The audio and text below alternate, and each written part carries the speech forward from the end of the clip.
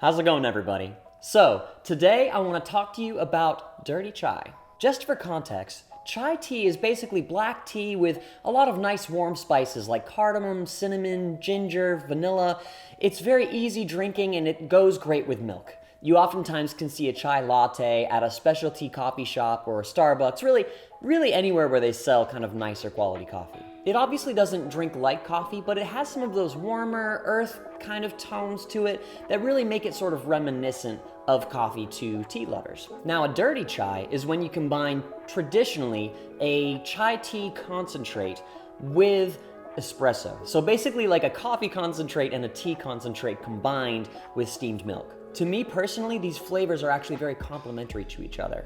What you get from the earth tones of the chai tea and those warm spices, actually, they really blend very well with what you get from espresso. There is a dilemma that I have though, if I want to make myself a dirty chai, and that is I do not have an espresso machine. I have I think 9 different brewing methods, but none of them actually produce true espresso.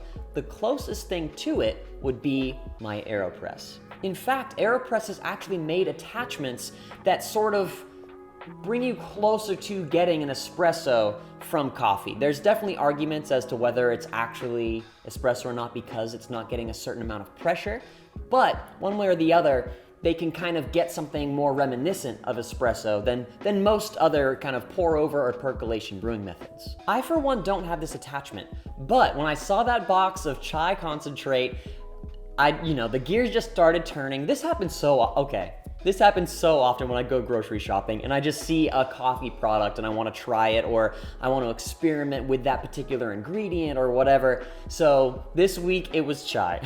But when I saw that box, I thought, I wonder if some of the concentrates that I make in my Aeropress brewing methods would actually go well with chai tea. So I fooled around with a couple of ratios and recipes, and I got something that I personally like. I think it can be refined a lot more, and it could definitely be refined to taste. But I want to just tell you what I found so you can give it a shot. For this recipe, obviously, you'll be needing an Aeropress. You're going to be putting in 15 grams and grinding it kind of medium coarse, kind of like what you would for a Chemex or a V60, maybe something in between those two. You're going to actually be placing the Aeropress in an inverted fashion and putting the coffee grounds in from the bottom. Before you get started, make sure you have a mug ready and that you've pre-wet the filter and you have that ready to put on once you're done pouring. Once you're set up, you're gonna start your timer and you're gonna pour 75 grams of water and you're gonna kind of lightly stir it and wait for about 30 seconds. Once 30 seconds is up, you're gonna put the lid on and you're gonna press gently down until the majority of the air is out of that chamber. During this phase, you can preheat your mug so that you don't shock the coffee and kind of just get ready for the next phase, which will be at about 1 minute and 5 seconds, which you'll turn it around and you'll press right into the mug.